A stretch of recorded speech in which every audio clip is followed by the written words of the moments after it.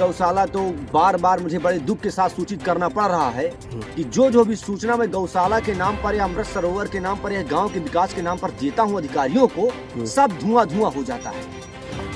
दरअसल पूरा मामला चित्रकूट रामनगर ब्लॉक अंतर्गत समस्त गौशालाओं में भारी कमियां देख भड़के LLB रज्जू इलाहाबाद यूनिवर्सिटी का छात्र ब्रजेश पांडे। इसमें उन्होंने जिला प्रशासन व गौरक्षक दल के अधिकारियों पर साधा निशाना और कहा कि जनपद का जिम्मेदार अधिकारी सब भांग खाकर बैठे हुए हैं। इतना ही नहीं, मेरे द्वारा किया गया शिकायत सब धुआं धुआं हो जाता है।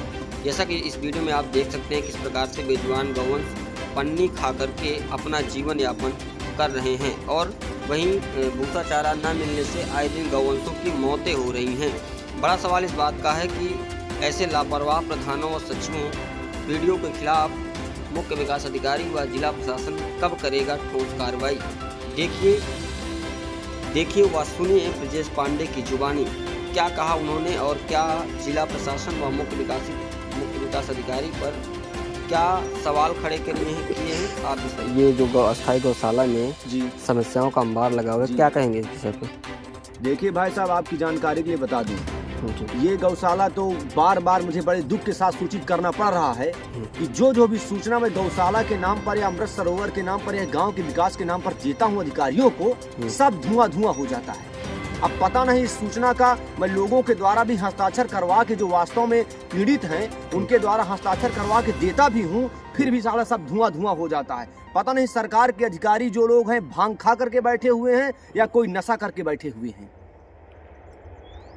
किन किन अधिकारियों को आपने अभी तक अवगत कराया है? मैंने वीडियो साहब को अवगत कराया, मैं सीडीओ साहब को अवगत कराया, यहाँ तक कि एक दो गौशालाओं की तो स्थिति को नहीं वहाँ की कहूँगा, लेकिन और जो स्थिति है उनको मैं डीएम साहब को करवाया। उसके बाद भी अगर दुर्दशा है तो बहुत ही दुख का विषय है। क्या कहेंगे इस विषय पे? मैं इस विषय में यही कहूँगा कि मुझे तो लगता है कि सरकार के अधिकारी भांग खा करके बैठे हुए हैं। सरकार के अधिकारी नशा करते हैं, जिनको बताया जाए तो उनको कोई न सुनाई देता है न दिखाई देता है। स्पष्ट रूप से सांप का सांप बिल्कुल मिस हो जाता है।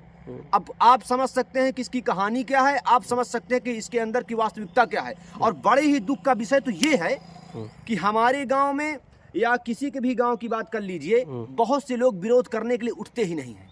और बहुत से ऐसे पत्रकार हैं जो 5-5 हजार रुपया उनकी औकात है, उतने में वो खत्म हो जाते हैं। मैं नाम नहीं लूंगा, समय आने पर नाम भी ले लूंगा। और बहुत से ऐसे गौरक्षा दल के क्या कहते हैं पदाधिकारी भी हैं, वो अपने अपने गांव के गौशाला तो ठीक कर लेते हैं, लेकिन अन्य गौशालाओं को ठीक नहीं कर पाते। तो अपने गांव की गौशाला को ठीक करना ये बहादुरी नहीं है।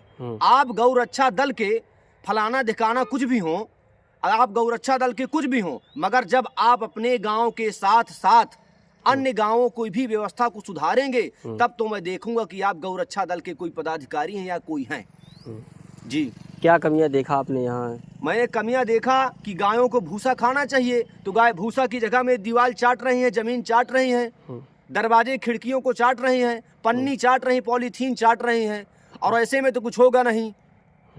और मुझे बड़े ही दुख का विषय है कि मुझे बार बार कहना पड़ रहा है पत्रकारों के सामने आकर के कि लगता है कि हमारी शासन व्यवस्था के अंतर्गत बैठे हुए अधिकारी या कुछ नेतागण या ग्राम प्रधान या सचिव भांग खा करके बैठे रहते हैं, त्रिकाल खा करके बैठे रहते हैं, क्योंकि जो भी बात मैं बोलता हूँ सब धुआं धुआं हो जाता है।